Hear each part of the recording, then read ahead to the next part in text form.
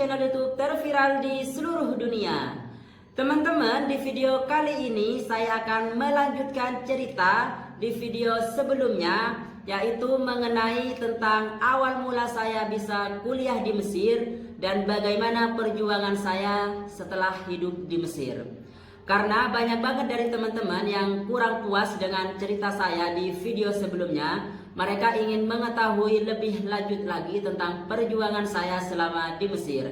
Jadi saya akan membahasnya di video yang kedua ini, karena saya tidak bisa membuat video dalam satu cerita durasinya yang sangat panjang, karena saya takut kalian akan bosan. Jadi saya membuat part yang kedua. Jadi kalian jangan kemana-mana, terus stay tune di channel YouTube ini. Oke teman-teman, langsung saja kita lanjut ceritanya. Saya akan mulai ketika uang saya sisa Rp150.000. Jadi bagi teman-teman yang baru pertama kali menonton video ini, kalian harus menonton video saya sebelumnya agar ceritanya nyambung di video kali ini.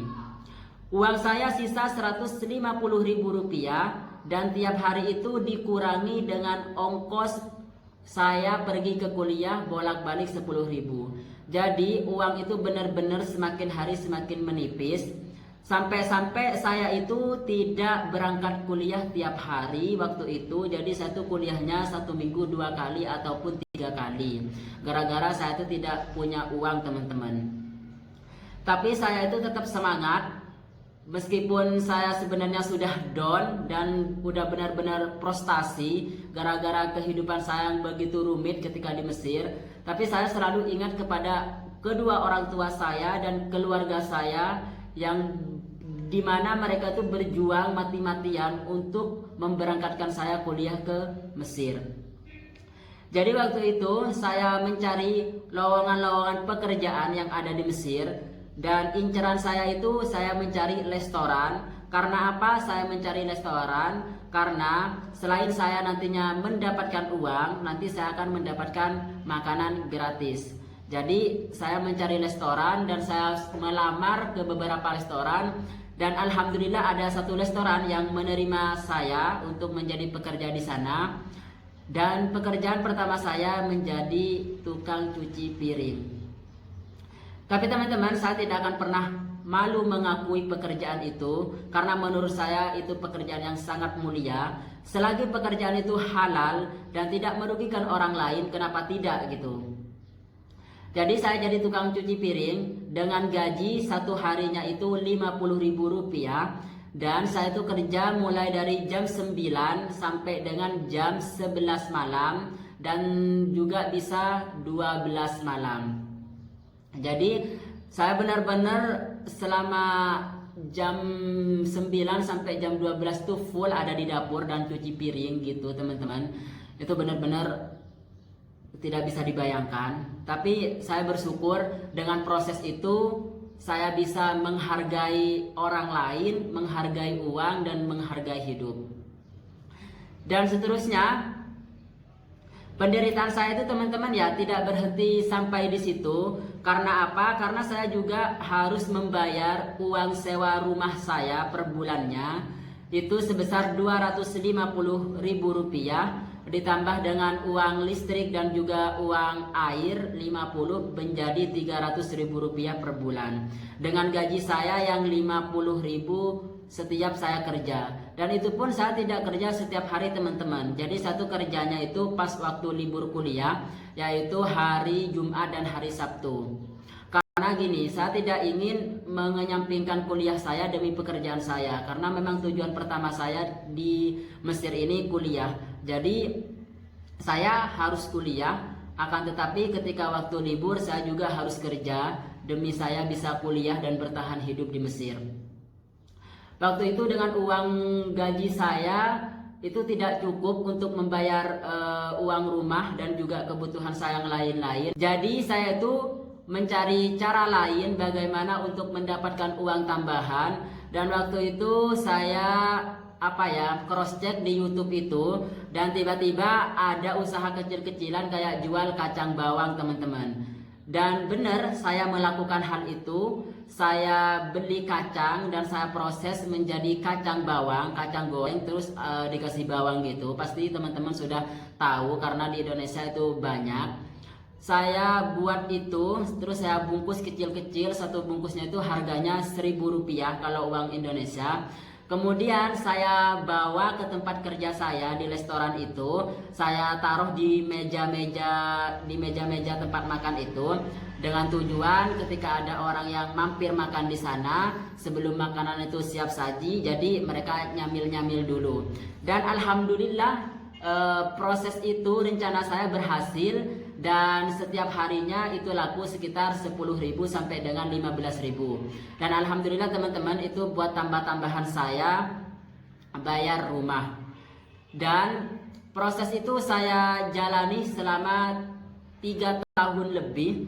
Saya itu diombang-ambing dalam hidup yang menurut saya itu benar-benar sangat menderita dibandingkan dengan teman-teman saya yang lainnya yang ada di sini. Jadi sedihnya itu ketika waktu kuliah libur, yang lain itu pada jalan-jalan, terus mereka pada ngumpul-ngumpul sama teman-teman yang lain gitu kan. Itu saya lakukan hanya untuk bekerja untuk mencari uang demi kebutuhan hidup saya. Dan keluarga saya teman-teman, lagi-lagi saya tidak kasih tahu. Jadi setiap kali mereka nelpon itu, saya itu selalu bilang hidup saya di sini bahagia, semuanya terpenuhi. Jadi kalian gak usah khawatir. Dan lucunya teman-teman, sesekali saya itu pergi ke suatu tempat yang benar-benar tempatnya itu indah gitu. Kemudian saya foto di situ, kemudian saya upload di sosial media kayak di Instagram ataupun di Facebook. Jadi keluarga saya yang melihat itu benar-benar yakin gitu kalau saya itu benar-benar hidupnya di sini tuh benar-benar cukup dan bahagia gitu. Tapi sebenarnya ada yang lebih menyakitkan daripada cerita-cerita saya yang sebelumnya, yang saya akan ceritakan di sini kepada kalian agar kalian itu bisa tahu bahwa hidup itu tidak selamanya berjalan dengan apa yang kita inginkan, dan juga biar kalian bisa menghargai orang lain.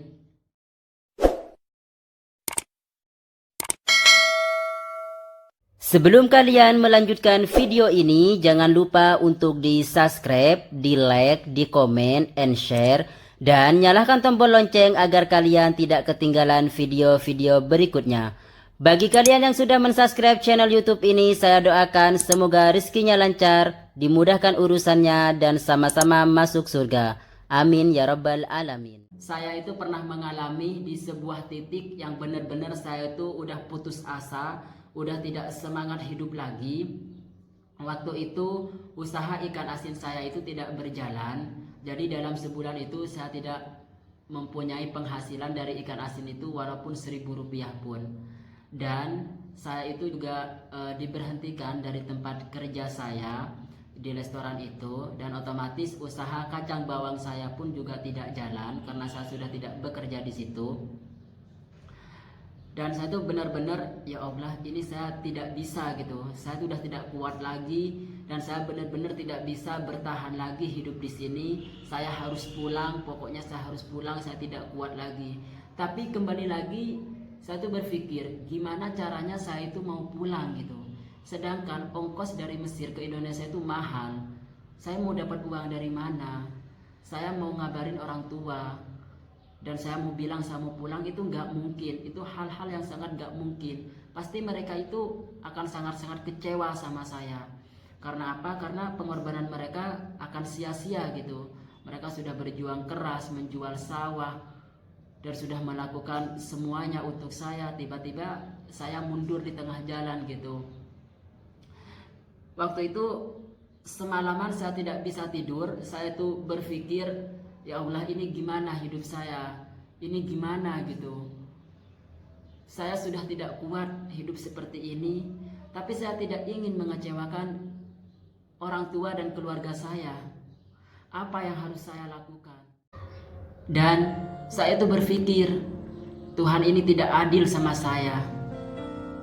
Kenapa teman-teman saya yang lainnya mereka berkecukupan, mereka bisa kuliah dengan santai tanpa memikirkan apapun, tanpa memikirkan biaya hidup dan yang lain-lainnya. Di saat mereka libur kuliah, mereka liburan, jalan-jalan, ngumpul-ngumpul. Tapi kenapa saya tidak? Kenapa saya berbeda gitu? Sampai di suatu malam saya itu tidak bisa tidur. Dan waktu itu saya masih ingat jam 3 hampir mau subuh, saya itu duduk di kursi dan sejenak saya itu terlelap. Kemudian tiba-tiba saya tuh mendengar suara yang benar-benar mirip kayak ibu saya. Dia memanggil nama saya. Seketika itu juga saya terbangun dan saya menangis. Dan saya di situ berpikir, saya harus bangkit. Saya tidak boleh seperti ini. Saya harus tunjukkan kepada keluarga saya kalau saya bisa menjadi apa yang mereka inginkan. Kalau saya bisa berjuang sendiri demi meraih kesuksesan, dan saya bisa untuk membanggakan keluarga saya. Dan akhirnya waktu itu saya pinjam uang kepada teman saya, karena benar-benar saya sudah tidak ada pegangan uang, karena udah saya bayar buat rumah dan juga ongkos saya tiap hari 10.000 ke kuliah. Saya pinjam waktu itu 300.000 untuk pegangan saya selama 1 bulan. Dan selama proses waktu saya susah itu teman-teman, alhamdulillah saya itu mempunyai teman-teman yang sangat baik, di mana mereka itu selalu membantu saya ketika saya lagi butuh apa-apa.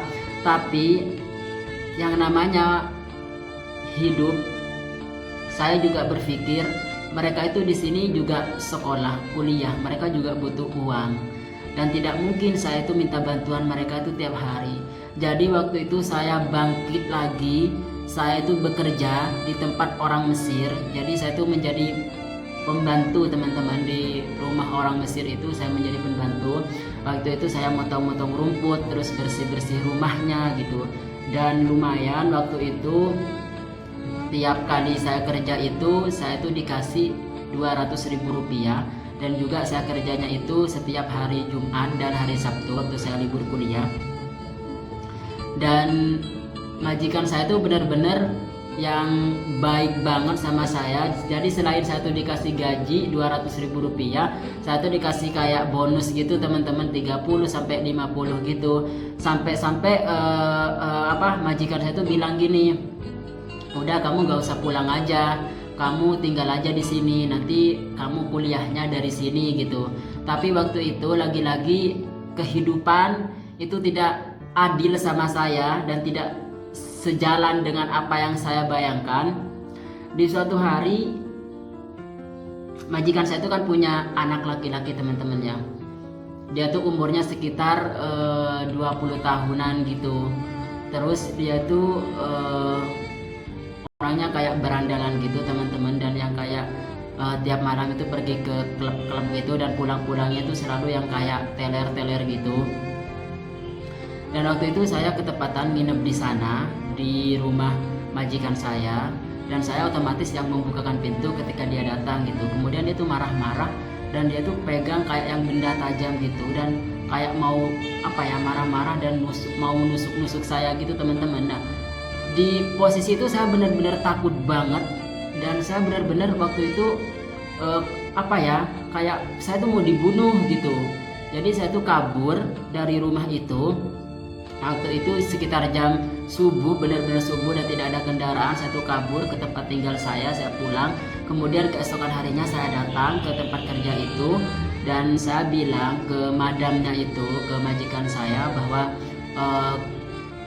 tadi malam anaknya mau membunuh saya ceritakan dari awal. Kemudian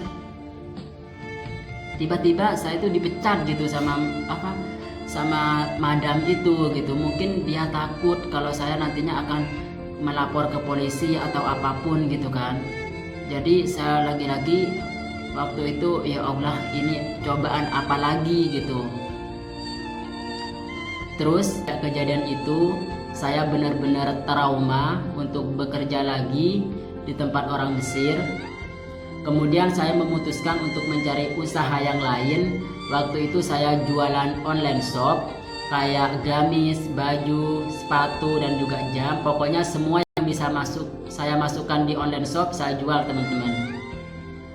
Dan seperti yang teman-teman ketahui, jual online itu tidak tiap hari laku. Itu bisa saja lakunya seminggu sekali ataupun 1 bulan sekali. Sedangkan kebutuhan saya itu semakin banyak. Saya harus bayar rumah, juga kebutuhan hidup saya dan ongkos saya untuk pergi ke kuliah. Dan lagi-lagi di mana saya itu tidak pegang uang sama sekali, tapi saya tuh harus tetap kuliah gitu. Jadi saya tuh pinjam ke teman saya. Waktu itu saya pinjam 250.000 rupiah. Jadi saya sisihkan 100.000 itu buat ongkos saya 1 bulan ke kuliah. Tapi saya tuh lagi-lagi tidak tiap hari ke kuliah, teman-teman. Jadi saya tuh seminggu sekali ataupun seminggu 2 kali ke kuliah. Yang penting saya itu harus kuliah dan nggak boleh enggak kuliah dalam seminggu. Karena memang tujuan saya kesini tuh kuliah gitu. Di samping itu saya cari-cari pekerjaan kayak di restoran lagi atau dimanapun, pokoknya semua di tempat pekerjaan itu saya datangi, saya ngelamar pekerjaan. Sampai di suatu hari saya itu bertemu dengan seseorang yang mungkin saya bisa katakan adalah malaikat penolong saya, dan sampai sekarang pun dia berteman sama saya. Jadi saya bertemu beliau itu di jalan waktu saya cari pekerjaan itu. Beliau kan ngopi-ngopi di salah satu restoran gitu. Kemudian tiba-tiba tidak tahu kenapa beliau itu memanggil saya dan menanyakan saya, "Dek, kamu dari mana?" gitu. "Saya dari Indonesia." gitu. "Oh, di sini kuliah ya?" "Iya Pak, saya di sini kuliah." "Terus adek mau ngapain?" gitu. "Saya mau cari pekerjaan." gitu. "Emangnya kenapa kok bekerja gitu? Emangnya nggak terganggu nanti ke kuliahnya?" Terus waktu itu saya cerita gitu kan, "Ya Pak, karena saya butuh uang buat ongkos ke kuliah gitu." Dan tiba-tiba teman-teman ya, beliau itu ngajak saya duduk gitu. Ngajak saya duduk, "Sini Dek, duduk sebentar." gitu. Lalu dia menasehatin saya gitu. Nggak tahu itu benar-benar apa ya. Saya ngerasa ketika dia itu ngasih saran kepada saya itu kayak langsung bangkit gitu. Dari keterpurukan itu saya langsung bangkit gitu. Dan tiba-tiba beliau itu menawarkan saya, "Mau nggak adek kerja sama saya?" gitu. "Kerja apa Pak?" gitu. "Bantu-bantu saya punya travel umroh." gitu. Akhirnya saya itu kan waktu itu emang bener-bener ya, saya itu mengimpikan banget bisa ke Mekah gitu, bisa umroh gitu. Dan ini adalah awal pertama kali saya umroh, teman-teman. Jadi saya akan ceritakan sama kalian awal pertama kali saya umroh. Kemudian gimana Pak caranya gitu. "Ya udah, adek tinggal siap saja bantu saya. Nanti adek bantu-bantu ngangkat-ngangkat kopernya jemaah dan juga bantu-bantu nemenin jemaah kayak mau belanja atau mau kemana, dan juga bantu ngatur-ngatur jemaah gitu." Dan akhirnya saya tuh benar-benar alhamdulillah ya Allah, ternyata engkau itu masih sayang sama saya gitu. Ternyata dibalik semua kesengsaraan saya itu ada hikmah yang benar-benar luar biasa gitu. Dan saya tuh bisa umroh, waktu pertama kali itu bisa umroh gratis, teman-teman. Dengan senang hati saya berterima kasih sama Bapak itu. Dan sampai sekarang pun saya benar-benar berterima kasih sama beliau. Karena berkat beliau saya juga bisa umroh. Dan juga sampai sekarang kalau ada jemaah-jemaah gitu, saya sering dipanggil, "Dek, pada waktu lowong nggak, ini ada jemaah tanggal sekian gitu."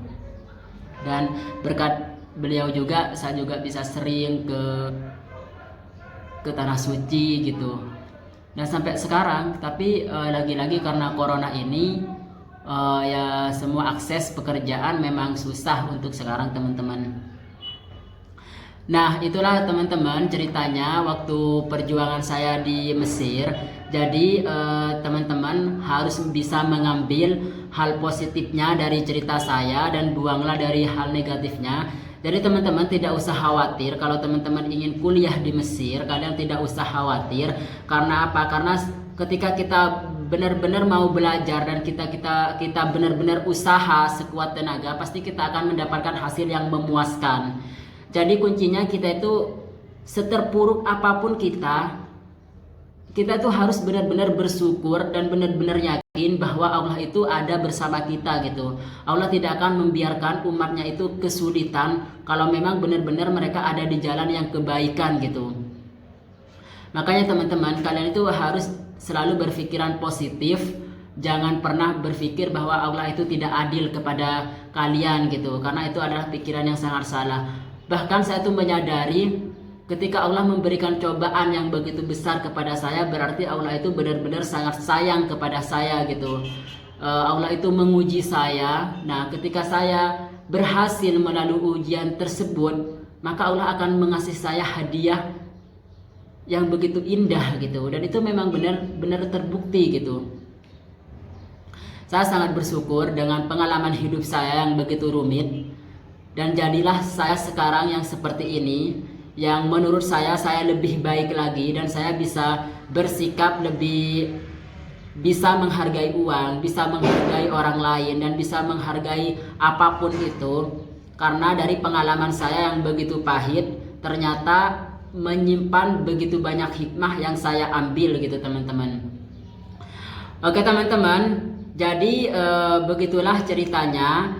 Bagi teman-teman yang masih kurang lagi untuk cerita saya waktu di Mesir, jadi kalian bisa nge-DM saya lagi, insya Allah nanti saya akan lanjutkan lagi. Terima kasih karena sudah menonton video ini sampai selesai. Sedikit motivasi dari saya tentang hidup. Sikap menyalahkan orang lain atau sesuatu yang berada di luar kontrol kita adalah sikap yang dapat menghentikan laju kesuksesan kita. Fokuslah dalam menerima masalah yang ada. Jangan pernah menyalahkan orang lain, karena itu tidak akan mengubah pribadi kita menjadi lebih baik lagi. Menurut saya, mencari pembenaran dalam setiap masalah adalah sia-sia belaka. Cobalah berkomitmen untuk mengambil tanggung jawab penuh dalam hidup kalian. Dan hadapilah setiap masalah kalian dengan penuh percaya diri. Semoga video ini bermanfaat untuk kalian. Ambillah dari segi positifnya dan buanglah dari segi negatifnya. Wassalamualaikum warahmatullahi wabarakatuh.